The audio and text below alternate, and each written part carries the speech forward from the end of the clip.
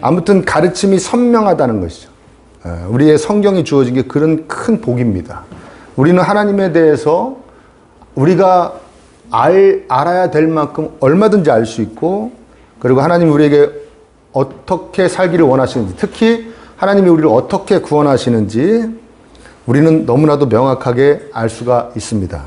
오늘 본문도 참으로 명확하게 가르쳐 주시는 그런 말씀이 나옵니다. 8절에 너 사람아 무엇이 착한 일인지를 주님께서 이미 말씀하셨다. 착한 일이 뭔지를 말씀하셨고요. 또 주님께서 너에게 요구하시는 것이 무엇인지 이미 말씀하셨다.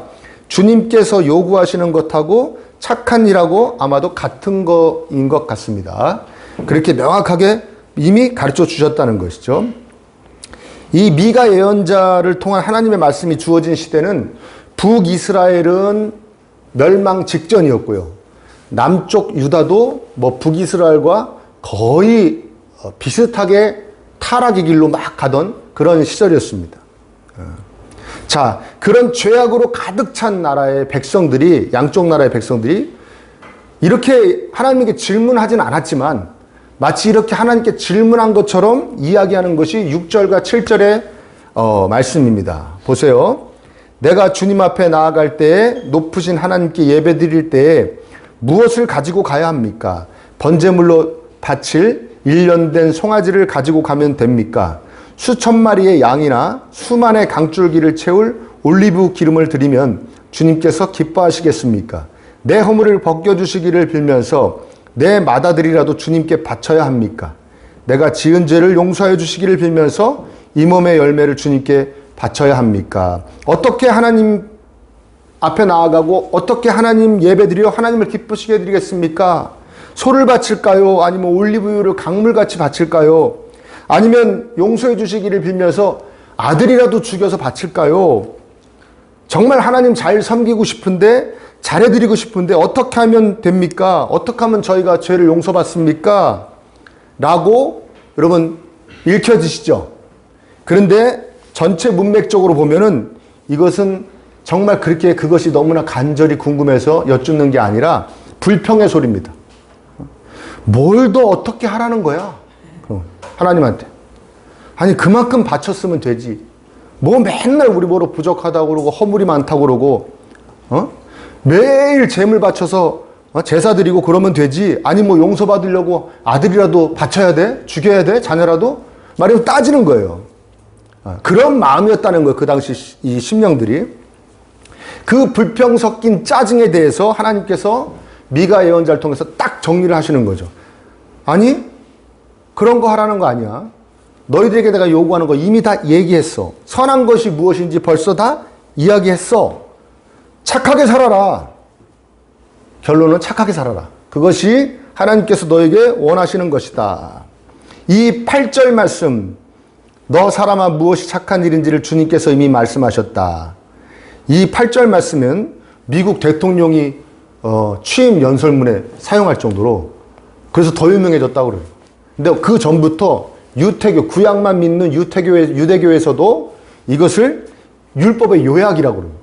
율법의 핵심이라고 그러고요. 우리 기독교에서도 신앙의 핵심이라고 아주 소중히 여기는 말씀이 바로 이 미가서 6장 8절 말씀입니다. 세 부분으로 나눌 수 있죠. 그 착한 일이 뭔지 세 부분. 오로지 공의를 실천하며, 공의를 실천한다는 게 뭡니까? 반칙 쓰며 살지 말라는 얘기예요. 하나님이 주신 법대로 불법, 편법 저지르지 말고 준법하라는 거죠. 법을 지켜라.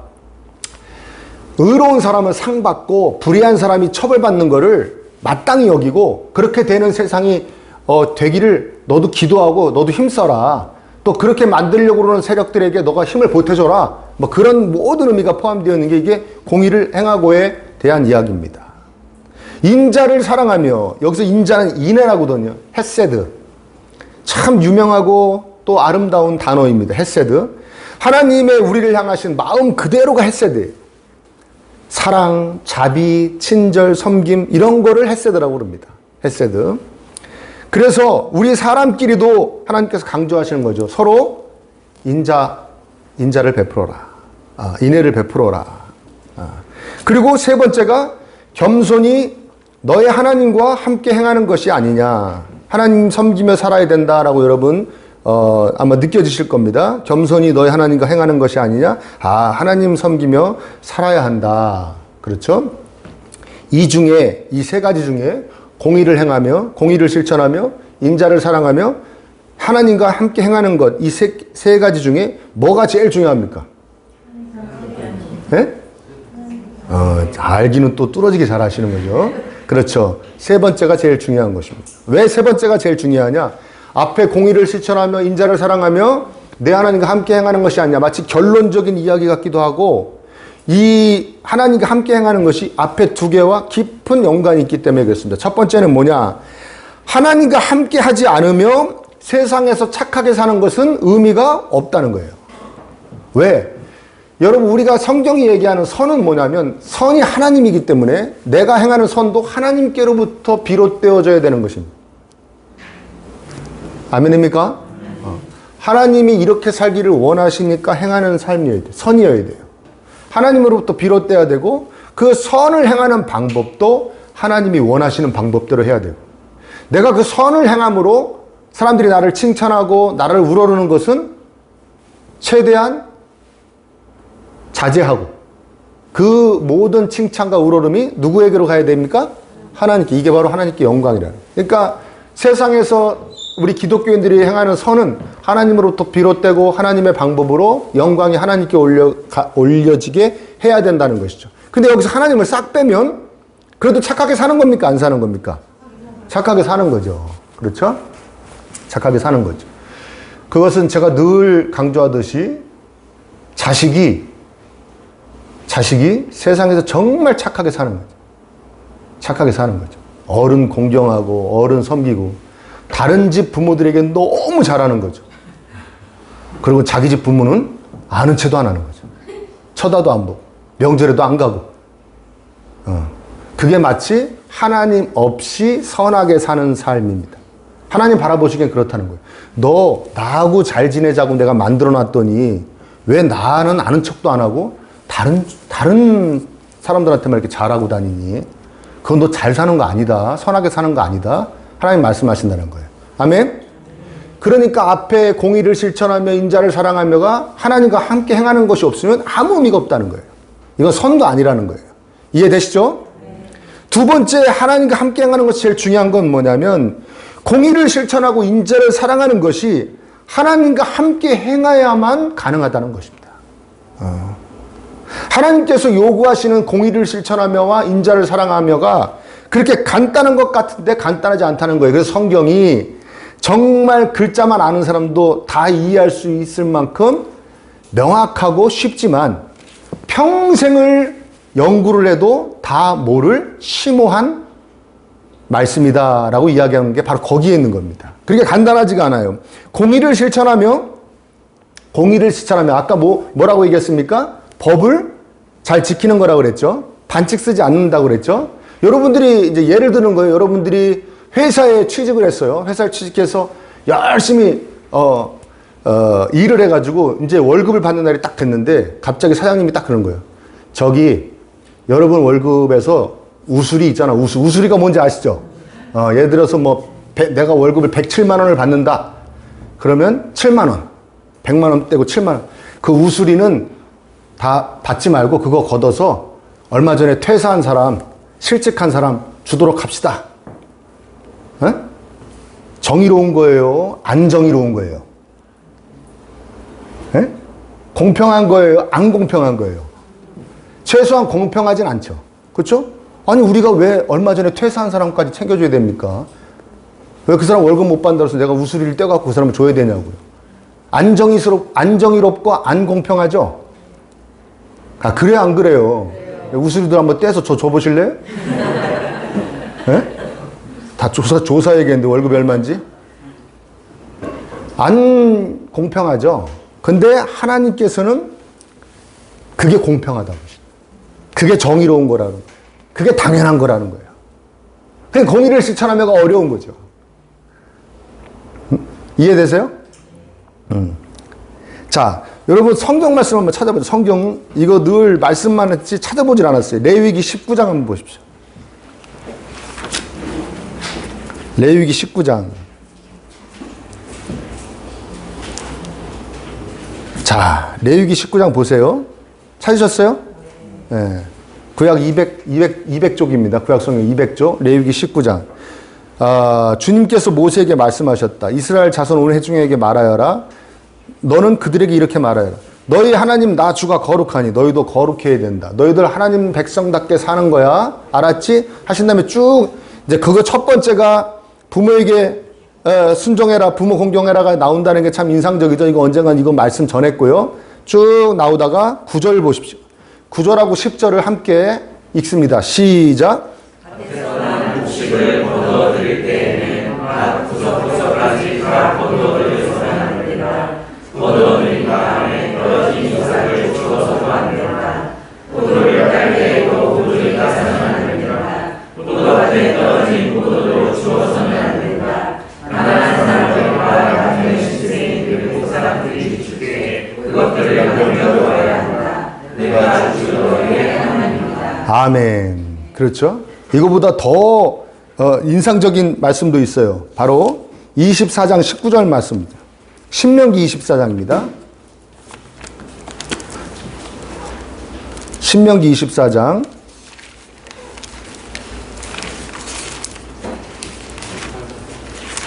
19절. 이건 더 흥미롭습니다. 신명기 24장 19절 구약성경 341쪽 시작. 당신들이 밭에서 곡식을 거둘 때 곡식 한 묶음을 잊어버리고 왔거든 그것을 가지러 되돌아가지 마십시오. 그것은 외국 사람과 고아와 과부에게 돌아갈 몫입니다. 그래야만 주 당신들의 하나님이 당신들이 하는 모든 일에 복을 주실 것입니다. 길에서 돈 잃어버린 것도 다시 찾으러 가지 말래요. 오늘날로 얘기하면 그거 아닙니까? 그렇죠? 수확하고선 한 묶음을 저기다 두고 왔는데 맞아. 야, 우리 10묶음 수확했는데 왜 9묶음만 갖고 왔어? 아유, 이 바보야. 빨리 가서 한 묶음 갖고 와. 그러지 말라는 거예요. 그냥 두어라. 누군가 가져가서 요긴하게 먹게 쓰게 둬라. 이런 얘기죠. 이해되세요? 자, 그럼 다시 여쭤볼게요. 사장님이 갑자기 야, 우수리 다 걷어가지고 저 실직한 직원 주자. 공평한 거예요? 안 공평한 거예요? 예? 안 공평한 분들은 하나님이 안 공평한 분이에요? 하나님이 원하시는 공의가 이런 거라는 거예요. 하나님. 항상 세상적인 약자, 가난하고 소외된 사람, 힘없는 사람들을 배려하는 겁니다. 그러니까 우리가 뭐 1 더하기 1은 2이고 뭐 이렇게 생각하는 우리 세상적인 잣대로는 하나님의 공의를 우리가 다 알아낼 수가 없어요. 하나님은 항상 약간 가난하고 소외되고 힘없는 자들에게 약간 기울어져 있는 공평입니다. 추가. 이해되시죠? 거기에 맞추려고 그러니까 우리는 힘이 드는 거죠. 우리가 가지고 있는, 우리가 배우고 우리가 살아왔던 걸로는 그게 안 되는 거예요. 이해되세요? 그러니까 공의를 실천하며가 쉬운 거예요? 쉽지 않은 거예요? 쉽지 않은 거예요. 하나님의 법대로 사는 게 쉽지 않은 거예요. 자, 두 번째, 인자를 사랑하며. 아까 인자 참 좋은 아름다운 말이라고 그랬죠? 그렇죠? 자비, 사랑, 뭐 은혜, 친절, 섬김 그런 것입니다. 서로 그렇게 하라는 거예요. 근데 그 인자를 사랑하라는 거예요. 예? 그 사랑한다는 게 뭡니까? 가까이 하고 싶어서, 보고 싶어서, 함께 하고 싶어서. 그러니까 인애를 품고 인애를 실현하고 싶어서 간절함이 있어야 된다는 거예요. 어쩌다가 상황이 되면 내가 사람한테 자비롭고 사랑을 베풀고 섬겨야지가 아니라 막 그걸 찾으러 다녀. 눈이 빨개가지고 막 찾으러 다녀야 된다는 거예요. 아까 조금 전에 했던 비유로 얘기하면 내 월급에서 우수리를 누가 떼어가 줬으면 좋겠는 거예요. 그래서 막 찾으러 다니는 거예요. 실직했어, 안 했어? 벌이가 없지. 내 우수리 떼가. 내 우수리가. 난 누가 우수리 떼갔으면 좋겠어. 이거 떼가서 당신이 요긴하게 사용했으면 좋겠어. 난 그게 너무나 기뻐. 이게 바로 뭐라고요? 인자를 사랑하며예요. 여러분 어떻게 인자를 사랑하고 사십니까? 막 찾아다닙니까? 도와줄 사람? 섬길 사람? 자비를 베풀 사람? 얘가 공의를 실천하며 인자를 사랑하며 참 어려운 얘기입니다. 쉬운 얘기가 아니에요. 그래서 기독교가 그냥 착하게 사는 종교가 아니라는 겁니다. 하나님의 기준에 맞게 사는 게 기독교예요. 제가 왜 이런 말씀을 드리냐면 상당수의 기독교인들이 신앙생활 잘하는 게 하나님께 뭐 많이 갖다 바치면 잘하는 건 줄 알아요.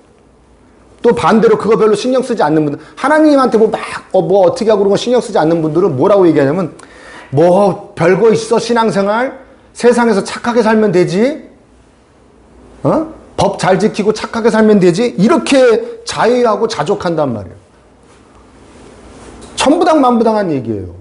하나님이 원하시는 정도의 수준에 우리가 맞추려면 그것은 정말 어려운 일입니다. 수준이 너무나 높기 때문에 그래요. 하나님의 수준이에요. 그게 하나님의 공이고 하나님의 사랑이에요.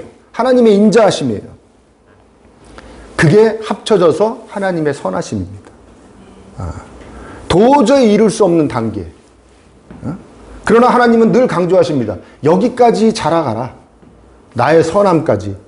나의 선함을 닮아가라. 하나님은 늘 강조하시는 거죠. 그래서 우리는 세 번째 요구에 주목해야 할 수밖에 없는 거죠. 결론과 같은 말씀이라고 그런 거예요. 겸손히 너의 하나님과 함께 행하는 것이 아니냐. 여기서 함께 행하다는 쉽게 얘기하면 함께 걷다라고 생각하시면 돼요. 걷다. 행하다가 함께 걷는 겁니다. 함께 걸어가는 거 아니냐. 겸손히. 하나님께서 막 가시고 내가 거기에 걸음 맞출 수도 있고요. 내가 가고 싶은 대로 막 가는데 하나님이 거기 걸음 맞춰주실 수도 있는데, 그런데 겸손히라고 그랬으니까 누가 누구한테 걸음 맞춰야 되는 거예요? 내가 하나님의 걸음에 맞춰야죠. 그리고 정말 어떻게 보면 좀 애석한 얘기지만 하나님은 절대 우리 걸음에 걸음을 맞춰주시지 않습니다. 암만 때를 쓰고 기도를 해도 그러시지 않습니다. 아멘? 당신이 걸으시는 길을 묵묵히 가십니다. 그러니까 겸손히 내가 그 발걸음에 보조를 맞춰서 가야 되는 것이죠. 그러기 위해서 우리가 어떻게 해야 됩니까? 잘 생각해 보십시오. 하나님의 걸음에 같은 걸음으로 걸으려면 어떻게 해야 됩니까? 이건 제가 잘 알죠. 저는 걸음이 굉장히 빨라요. 그리고 앞만 보고 걷습니다, 거의. 두리번 거리지도 않아요. 그래서 제가 광명의 어느 교회에 5년 동안 어떤 지역에 5년 동안 거기서 사역을 했는데 바로 건너편에 있는 교회 이름을 그 교회 그만두고 알았어요. 안 봐갖고 한 번도. 그냥 우리 교회 제 사무실로 휙 왔다가 또 휙 나가고 이것만 하고 거기 저기도 교회가 하나가 있네. 저거 무슨 이거 한 번도 안 봐가지고 거기가 먼 광명교회인데 그걸 거기 사임하고 알았다니까요. 아, 그 앞에 교회 이름이 모 광명교회구나. 그걸 그때 알았다니까요. 그 정도로 앞만 보고 막 걷습니다. 그러니까 다른 사람하고 동행하는 게 정말 힘들어요. 지금은 많이 익숙해졌지만 사랑의 힘으로 동행이 가능해졌죠. 참는 거죠. 빨리 가고 싶은 마음을 참고 이 걸음이 느린 분에게 걸음 맞추는 거죠. 만약에 제 걸음들은 막 걷고 이분이 따라오면 이분은 이러고 따라와야 되는 거죠. 그러면 그건 같이 이렇게 산책하거나 어딜 구경 다니거나 그러는 게 아니기 때문에 걸음 맞추는 겁니다. 지금도 엄청 신경 쓰면서 걸어야 함께 걸 수 있습니다. 조금만 딴 생각을 한다든가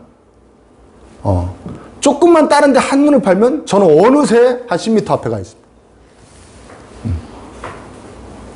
그러니까 우리가 하나님의 발걸음에 보조를 맞춰 걸을 수 있는 길은 딱 한 가지, 하나님께 집중해야 되는 거예요. 하나님만 쳐다봐야 됩니다. 딴 생각하면 안 됩니다. 그러면 절대 하나님과 함께 동행할 수 없습니다. 자기 혼자 벌써 저 마치 어디로 가 있는 것이죠. 그래서 우리 안에 계신 성령 하나님께 집중해야 된다는 것입니다. 성경을 통해 그분에게 집중하고 기도와 예배를 통해 집중하고 일상생활 가운데서도 성령님께 민감하게 집중해야 됩니다. 자, 이렇게 성령 하나님과 함께하며 그분과 그분의 걸음에 내 발을 맞춰 이렇게 자연적으로 걸어서 이제는 그 걸음이 너무나 내가 편안해진 상태. 에? 이제 이 성령 하나님과 발걸음 맞춰서 함께 싹 걸어가는 게 너무나 평안해진 상태를 뭐라고 그러냐? 성령 충만하다 그런 거예요. 아멘? 그 상태를 성령 충만한 상태라고 그러는 거예요. 그러기 위해서 우리가 교만하게도 먼저 가고 싶고 딴 데로 가고 싶은 마음을 추스려야 됩니다. 겸손하게 성령님의 발걸음에 맞추기를 힘쓰며 그분을 따라 걸어서 그래서 언젠가부터는 여러분의 걸음이 참으로 자연스럽고 또 편안하고 기쁘고 행복하게 성령님과 함께 걸을 수 있는 분들 되시기를 바랍니다. 아멘. 그래야 아까 얘기한 하나님이 원하시는 공의를 실천할 수 있고 그래야 인자를 사랑할 수 있어요. 인애를 베푸는 걸 사랑할 수 있어요. 우리가 공의를 행하기를 힘쓰고 인애를 사랑하기 힘쓰는 것은 아까도 얘기했지만 다 하나님께로부터 전해져 와야 된다고 그랬습니다. 근데 실제로 다 하나님께로부터 우리에게 전해졌고 하나님께서 우리에게 원하시는 것입니다. 하나님께서 정의를 행하시기 위해 법대로 당신의 아들한테 말씀하셨어요. 네가 대신 죽어라. 네가 저들 대신 세상에 내려가서 저들과 같이 사람이 돼서 네가 대신 처벌받아라. 예수님이 들으시기에 공평합니까? 안 공평합니까? 이거 같이 안 공평, 아니 왜 죄는 은호랑 저 무리들이 졌는데 왜 제가 가서 대신 죽어야 됩니까? 하나님 말씀하시는 거죠. 그게 내가 생각하는 공평합니다. 그게 내가 생각하는 법이다. 너는 그 법대로 해라. 그래서 예수님이 그 법대로 오셔서 저와 여러분 대신 피 흘리시고 대신 죄값을 치르셔서 우리가 구원받았으니 우리도 하나님이 원하시는 공의대로 살아야 될 줄 믿습니다. 우리도 하나님 원하시는 법대로 살아야 되는 것이죠. 내가 정해놓은 법이 아니라. 내가 봤을 때는 너무나도 불공평한 것 같은. 내 월급에서 왜 우수를 떼갖고 저 실직한 사람을 줍니까? 그러나 하나님이 원하시는 법이기 때문에 우린 그 법을 지켜야 됩니다. 왜? 하나님이 원하시는 법대로 예수님이 오셔서 우리가 구원받았으니까. 아멘입니까? 하나님이 얼마나 우리를 사랑하셨는지. 하나님이 우리를 구원하시기 전까지 저 좀 구원해 주세요. 저 좀 구원해 주세요. 한 사람 있습니까? 여러분 여러분 어릴 때부터 모태신앙으로 예수님 믿은 분들 빼고요. 중간에 특히 나이 드셔서 성인이 되셔서 예수님 믿은 분 중에 저 좀 구원해 주세요. 저 좀 구원해 주세요 하신 분 있어요? 있어요? 없어요? 없죠. 그렇죠? 하나님이 어디 있어? 있으면 나와보라고 그래. 보이면 믿어볼게. 막 그랬잖아요. 아니 근데 얼마나 살리시기를 자비를 베푸시기를 막 그걸 간절히 사모하셨으면 당신이 막 오셔가지고 우리 대신 막 죽으셔가지고 나는 네가 나의 사랑을 받기를 원하든 안 하든 상관없어. 난 너를 그냥 사랑해. 막 그 간절함으로 우리를 구원하셨잖아요. 아멘? 그리고 당당히 우리한테 말씀하시는 거예요. 너희도 그렇게 인자를 사랑해. 다른 사람 섬기는 것을 사랑해. 그런 간절함이 있어야 돼. 당당하게 말씀하시는 것입니다. 아멘? 그리고 예수님이 우리를 위하여 그 하나님의 법대로 하나님의 그 인자를 사랑하는 그 마음을 채우시기 위해서 십자가에서 죽으심으로 우리가 하나님과 동행하는 것이 시작되었지 않습니까? 아멘? 그게 오롯이 다 하나님 원하시는 거예요. 우리를 위해 십자가에 오르심으로 우리가 하나님과 함께하는 그 발걸음의 첫 걸음을 뗀 겁니다. 얼마나 귀한 역사입니까? 예수님께서 십자가에서 피 흘리실 때 말씀하신 거죠. 내가 너의 옆에서 걸을 테니 딴 데 보지 말고 딴 생각하지 말고 내 발걸음에 맞춰라. 그래야 네가 최고 좋다. 최고 행복하다. 그리고 하나님이 원하시는 대로 공의를 실천하며 인자를 사랑하며 살 수 있다. 내 걸음에 맞춰라. 한마디로 너는 나와 함께해야 정말 착하게